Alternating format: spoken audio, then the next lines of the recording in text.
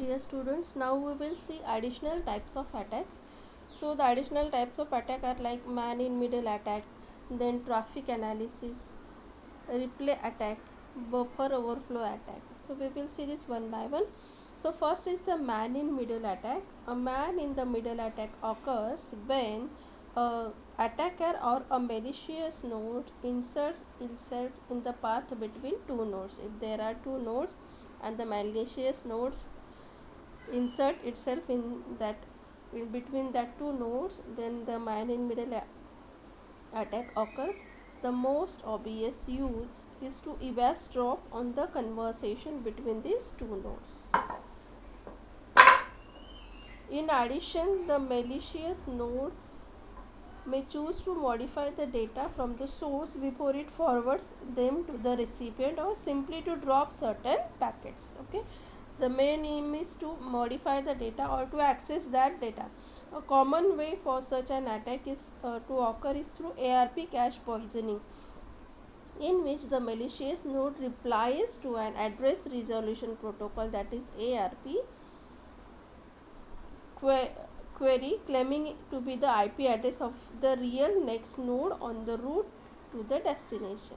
Okay, so this may require launching a brief DOS attack on the real node. So this attacker may also attack the denial of service attack on the receiver, so that this receiver cannot respond to the sender. So that is the DOS attack. Second is the traffic analysis.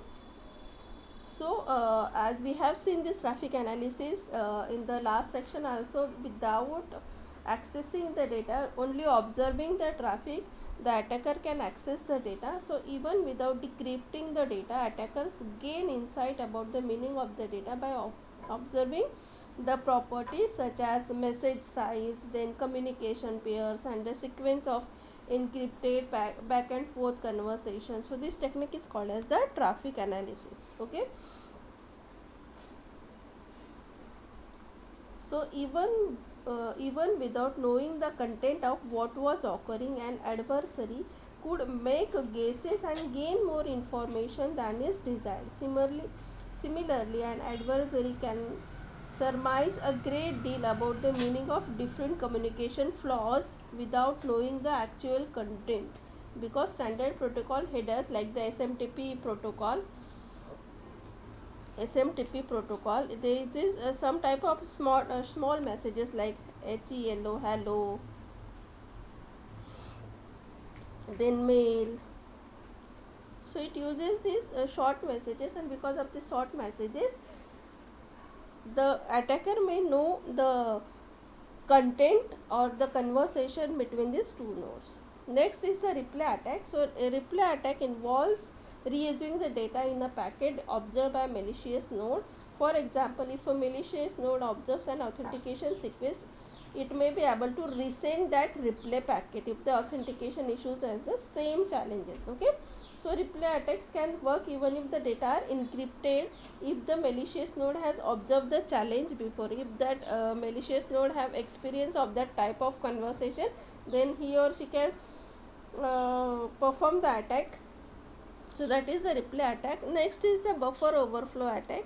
So in this buffer overflow attack, it is not the characteristics of mobile or wireless system, even networking or routing but they are such a common type of attack that they deserve a mention. So buffer overflow attack occurs when a code segment that reads and inputs data, if there is a program, or we can say code segments, and if it accepting the input data, and there is no limitations on the, or there is no bounds check-ins on the amount of input if necessary. So as we know, if the input is entered, that is stored into the input buffer, and there is a specific size of this buffer.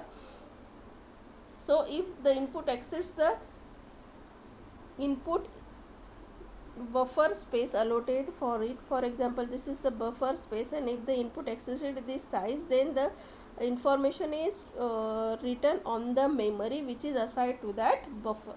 Okay, so the buffer overflow is designed so that extra data causes the program to execute the different code by changing the variable values, program flow or similar.